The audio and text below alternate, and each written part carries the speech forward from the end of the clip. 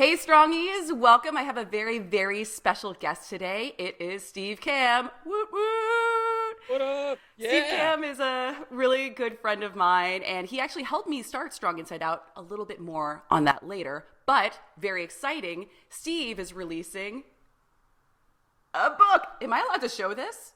I am allowed to show this now, right? Oh yeah. Okay, Yeah, awesome. absolutely. It's called Level Up Your Life: How to Unlock Adventure and Happiness by Becoming the Hero of Your Own Story, which is what we are all about here at Strong Inside Out. So I'm very excited to share this with you because it freaking rocks. But a little bit about the way that Steve and I first met. If anybody knows how to write a book about leveling up your life, it is Steve, because he helped me do exactly that. And I'm going to just kind of continue to gratitude you to death, Steve. I know you're probably tired of hearing it, but I'm going to do it anyways. So when I first met Steve, I went to the first World Domination Summit, which is Chris Guillebeau's big, huge, amazing event, life-changing event.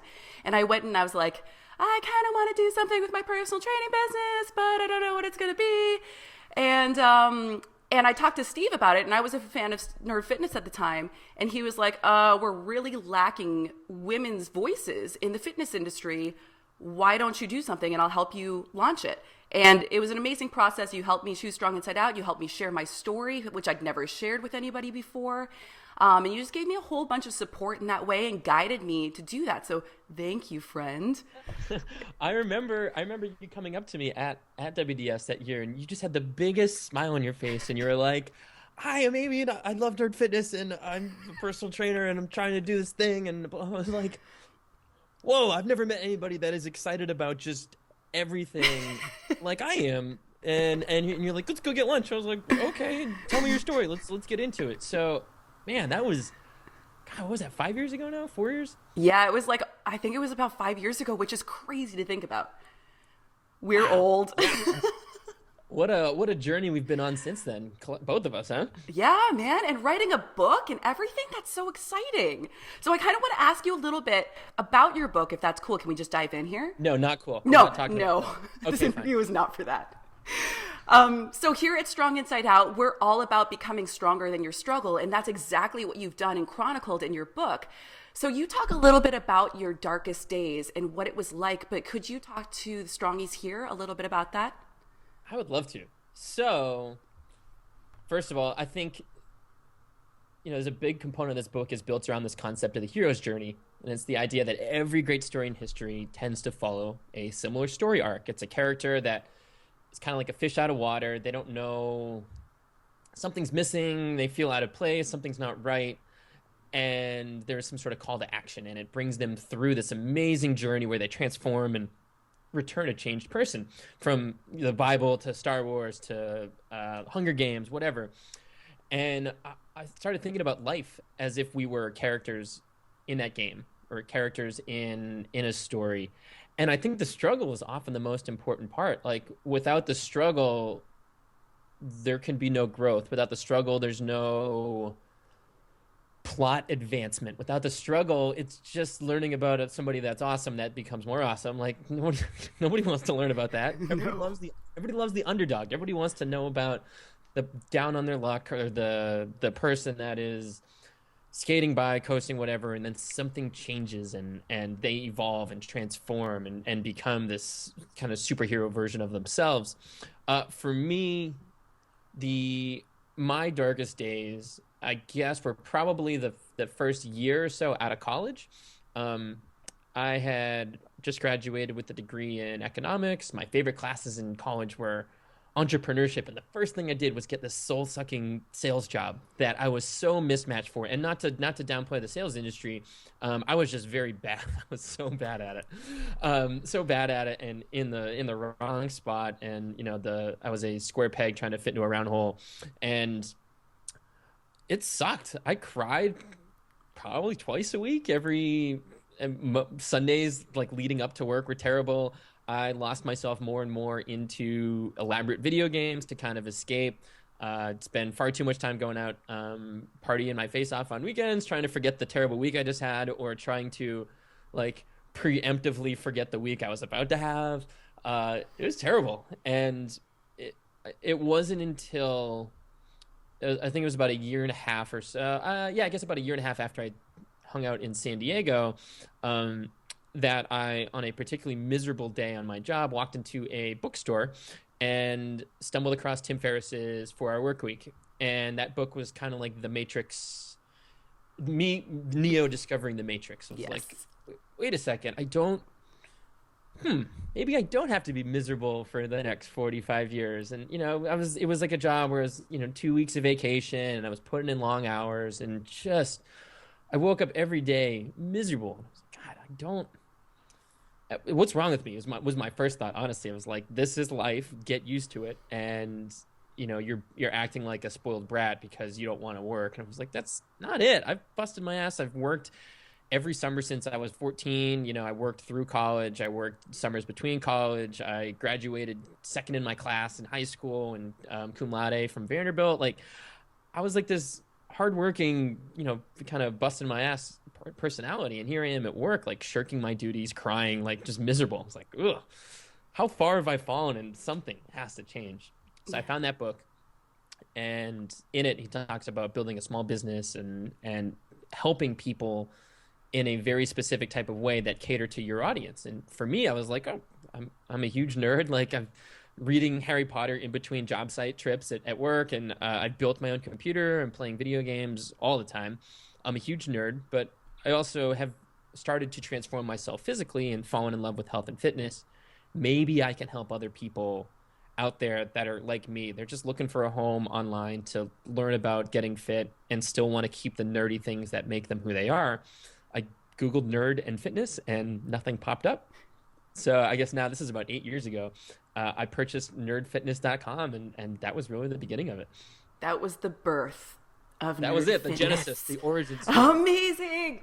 Very cool. And I think strongies everywhere can really relate to that story of just knowing that there's something more out there and feeling almost guilty for feeling those feelings, because we do have like a lot of us in, these well-developed countries have this awesome life when we're always like taught like other people have it worse than us, but we can get so easily caught up in that stuff. But every struggle is valid. Every single struggle is valid. Sure. And when we start talking that down, then it's a little bit dangerous for us because it keeps us from becoming this hero of our own story. So that's awesome. I love your story. And it sounds like the catalyst was really the 4 Hour Work Week. But so you ended up leaving your jobs that made you like so like just complacent, basically. So can you tell us about the catalyst for you leaving those jobs? Sure. So yeah, it was about a year and a half. So I purchased nerdfitness.com, but I knew I had no idea how to turn it into a business. I was like, someday I'll figure out how to make this into something. Right now, it's just an idea in my head. In the meantime, I have a much more pressing matter, and that is I'm miserable, and this job is not lined up with what I'm trying to do. I want to go work for a company that I can be proud of and excited about. And I had just come back from, or I was on my way back, actually. I flew back to Nashville, where I went to college. I flew back from Nashville. I went there for a homecoming a year after I graduated college, or a year and a few months after I graduated. And on my flight back out to San Diego, I think I actually had like a panic attack on the airplane. Like I was in like that inside seat, and I'm like, I'm going back to a job I hate. I was living with my brother, but he was traveling for a few weeks. So I was like, I'm going back to an empty apartment. All my friends live on the East Coast. I'm going back to a job that's terrible. I hate what I'm doing. At the time, I was like 23 and miserable. It's like something has to change. So I had just spent an amazing weekend in Nashville with friends doing fun things. And I was like, I miss that. I need that back in my life. So I reached out to those same friends that I was just hanging out with, and they said, hey, we're getting an apartment in Atlanta and we need a third roommate. Do you want to move here? And like, as soon as I mentally wrapped my head around the idea of like, I'm going to go live with my friends and shake things up dramatically because I need it, like this weight lifted off my shoulders. I was like, okay, I still need a job. I still need to figure things out, but we'll get there. And while I was looking for jobs, I was looking for like IT consulting and healthcare and all the things that I thought I was supposed to be doing. Fortunately, I also checked Craigslist, and there was a job posting for a company that was looking for a marketing assistant that loved to travel, liked music, and was creative. And I was like, that doesn't sound like a job. That sounds like something I would do anyway, but okay. So it turns out this company chartered floating music festivals. They produced events on cruise ships with 30 bands on each boat, and each cruise ship, the rest of the spots were sold to fans of those musicians. So I applied, and they gave me a shot, brought me in for an interview, and it worked out. And I went to work for them. The company's called Sixth Man. They're still great friends to this day. And working for them, I went to work for them for half of what I was making in San Diego, but I didn't care. Like, I had to severely downsize how I was spending money. I had to stop spending going out and stop doing a lot of things, but I didn't wake up miserable anymore. It's like, I don't care what I'm doing for them. I will be the building, the office janitor, or whatever it may be, and not to downplay that position either, but I will do literally whatever it takes to go work for this company because this is lined up with what I'm doing. It was while working for them that I finally worked up the courage to, get a personal trainer certification and continue studying and learning more about health and fitness, and started working on Nerd Fitness on the side. So by day, I was Steve Kamb, marketing assistant, and by night, I was Steve Kamb, rebel leader of Nerd Fitness, and led that kind of dual existence, alter ego life for another 18 months to 2 years, and then ultimately decided to roll the dice once again and take Nerd Fitness on as a full-time opportunity. And that has now been 4.5 years at this point, 5 years maybe. Jeez, I don't know. It's been a while, which is crazy. Oh man, crazy. It's so awesome though. It sounds like, I love that story because it really proves that there's just no right time to make the move. There's really no, it isn't just like some magical thing happens where, oh my gosh, now is the time I need to change my life. Now is the time I need to make that move. It's just like you make it happen. Like you make it happen because you choose for it to happen, and there's no magical time to do it. And your story is definitely proof of that. I just did it again recently. I just moved to New York City. Yeah. 6 months ago, whenever it was. I came up here in May, and I had the best time ever. And I was like, crap, I think I need to move to New York. But I was only 3 months into a lease in Nashville. And I was like, I'll just wait it out. And I got another 2 months into it. I was like, dude, what are you doing? Like, if you need to be there, figure it out. And within 2 weeks, I had subletted my apartment, sold, donated, or given away all of my stuff pretty much, and moved up here to New York, found a place on Airbnb for a month and rented. Now I have this is my new home, but it was something I walled around for a few months. And then I was like, dude, waiting around is not, take action. And if you're taking action and you set a date, then what does that look like? Okay, that means I need to do this, this, this, and this. Okay, great. Start with number 1. Do it. Move on to number 2, and then do that. And then worry about number 3 and 4 and 5. I didn't know where I was going to live when I was going to get up here. I was like, oh, dude, deal with that later. Like, rent a place on Airbnb and then go figure the rest out once you get there. And we'd be surprised how resilient we can be as humans, even when things aren't necessarily all planned out. So I'm a big fan of, if you feel compelled to do something, freaking do it. It just sounds so simple, but I don't know. I had to quit that job in San Diego. I had to move to Atlanta. I had to start Nerd Fitness. I had to relocate. I had to travel around the world. I had to relocate to Nashville. I had to move to New York. These are instances where I was like, okay, this is what's going to happen, and I'm going to do it. And now let's just put steps in place and make it happen. Awesome. So you teach a very unique way of leveling up your life in your book. And I was wondering if you could tell Strongies a little bit about what that technique is. I would love to. It's the idea of using game mechanics and behavioral psychology really to get yourself to do the things you need to do when motivation starts to wane. So motivation, willpower, inspiration, we all think we need these things to, oh man, if I was just motivated to run more, or I wish I had more willpower to eat better, or I wish I had more, I wish I was just inspired to do that thing more so. And I've come to realize that if you rely on those things, it's like you're fighting with 1 or 2 arms tied behind your back. Mm-hmm. So I thought to myself, okay, when I struggled to do the things I wanted to do because I was too busy playing video games, what was it about those games that drew me in and got me excited? And it turns out that video games have these these things built into their systems and structure that target parts of our brain that make us say, I want to keep doing this.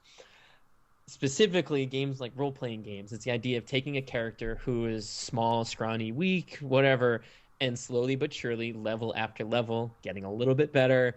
There's some sort of reward when you reach a certain level that makes you even stronger, that lets you fight a bigger bad guy, that lets you explore a new land, that then gets you to another level. So it's this idea of just consistent, constant improvement. You always see progress, and any sort of reward you receive in the game, those rewards are always those are always things that reward you back. They reward you to continue pushing you further down this path. So I thought to myself, like, well, why don't we just apply those same mechanics to real life? So throughout the book, I talk about this concept of the progress principle and how we can apply those same systems and mechanics to our life. So instead of just saying like, oh man, I have to go work out in the gym today, it's more like, I wonder what I'm capable of this week than compared to last week. Like, oh, this week I can lift an extra 5 pounds in my deadlift, or I can run a mile 3 seconds faster than I could last week. So it takes the pressure kind of off the what does the scale say, and instead puts it onto this performance or activity based thing, like how can I improve this thing that I'm doing? And you're not just going to the gym, you are leveling yourself up as a character. So the best way I found to do that is actually literally creating goals and quests and missions and assigning experience point values to them, and then as you cross those things off, having an experience bar filled up. So I turned my whole life into a game, actually, and composed it of things I've always wanted to do, places I wanted to go, physical fitness goals, music goals, and things of that nature. So we've actually, with the release of this book, starting on January 12th, you actually be able to go to levelupyourlife.com or nerdfitness.com, create your own character for free, write in your backstory, aka your origin story, which is what I was talking about earlier, and then create your list of quests and missions. And as you cross them off, your character will actually level up. So it's taking this idea of game mechanics and helping you get addicted to the idea of small, teeny tiny quests, but consistent improvement. So you don't have to worry about what happens 10 levels from now. Just worry about that next quest, and when you complete that one, how does it help you get to the next one? So, that's probably the biggest component, I think, from games that I've just fully adopted into my existence, and it's made for, I mean, a few crazy years of some amazing adventures that I have. Just the number of stories I have is pretty nuts. That is so awesome. I can't wait to go make that character, by the way. Strongies, I invite you to come make characters with me. It's going to be so much fun. I know you've been talking about that for a while, so how exciting that it's actually coming to life, man. So awesome. Yeah. So are the things that what's your next thing on your quest list is what I really want to know, because you've done so much already. Let's see. Well, one that I'm working on currently is, hold on, you can see this, but I keep a violin next to my desk on a little stand. I started taking violin lessons actually when I started writing the book. Like, I wanted to prove the concept in this book works for people outside of just fitness too. Let's learn to play the fiddle. So I found a fiddle shop in Nashville for $20 that would rent a fiddle for $20 a month, and then I took weekly lessons at like $30 a month, whatever it was. It was very reasonable. And then I put systems in place. And like, my big boss battle when it comes to the fiddle is by the end of December of 2016. I'm going to be in a friend's wedding over in Ireland. And my goal is to sit in a pub in Ireland with my fiddle and play along with locals over there. So amazing. So I have a lot of work to do this year, but I have like a very specific goal with a timetable and steps along the way. So that's one. And then from a physical fitness goal, I'm currently working towards a 405-pound deadlift. I found out a few years back that I have my spine doesn't actually line up. It's called spondylolisthesis, something like, literally can't even pronounce it. But it's something genetic where my L4 and L5 don't actually line up. Oh. And for years, I thought that I was just I was fragile and I would break at any, and over the past 2 years, I've been building myself back up and kind of trying to prove myself wrong. And just last week I hit 390 and it came up pretty quickly. So I think I could do it, but I've bought into this program of like slow, tiny, consistent gains every week. Every week is a personal best in some way. So I'm putting my faith in this process and these quests and this mission. And within the next, I think at this point it should be 3 months from now, I'll hit 405 and then just keep right on climbing. Awesome. Next on your quest list is also Pilates. It'll really help with that. I'm in. Steve and Pilates, I would pay to see that. So as we like kind of wrap this up a little bit, I know that a lot of strongies out there are in that same place that you were at before you decided to change your life. So if you could offer, this is the typical last interview question, but I'm doing it anyways because I think it'll really help people. If you could offer them one piece of advice, what would you say besides buy your book? Buy your book, available nationwide. I would say, what's the next thing on your list, and do it now. So regardless of what you're trying to build, identify what that next specific step is that you can take to make it happen, and do it now. I know Tim Ferriss talks about like when his life was kind of chaotic, he was encouraged by, I think it was a former military guy, to just make your bed in the morning. It's like, what's the first thing? Just make your bed. Yeah. And he's like, how is that going to make the rest of my life? I have so many other things going on. He's like, prove to yourself with a small win that you do have control over your environment, over yourself, and build a habit of making a bed. Mm-hmm. And then from there, okay, what's the next thing? And do that. Like for me, it's like, I need to write an article, and then I need to go to the gym. Actually, I was at the gym right before this interview. And then it's do this interview with Amy. Okay. And then what's the next thing after that? So whenever I get overwhelmed, I just kind of have to like scale things back and calm down and say like, just do the next thing. And then worry about the rest of the stuff after you've completed that next step. So look for the next level, that next quest, whatever it may be, and take action on it immediately, like right now. Yeah. like now, Strongy. Right. Like right now. Do it. That's so perfect. And I think that's really going to apply to a lot of Strongies out there too. So Strongies, I really hope you enjoyed this interview, Steve. It was so awesome having Amy, you on. Always a pleasure. Always a pleasure to see you and to talk with you and to see your smiling face. So stop it. all that good stuff. I'm excited. I'm looking forward to us hanging out again in the near future. I'm not sure when yet, but it's going to happen. I'll be in New York soon. Oh, but until then, Strongies. Excellent. Check out this book. I'm serious. Check it out. It's really good. It goes with our whole philosophy here at Strong Inside Out. And Steve is a very inspirational guy. So thank you so much, Steve, for being here. And best of luck with your book launch, man. Thank you, Amy. I really appreciate it. All right. See ya. Bye, Strongies.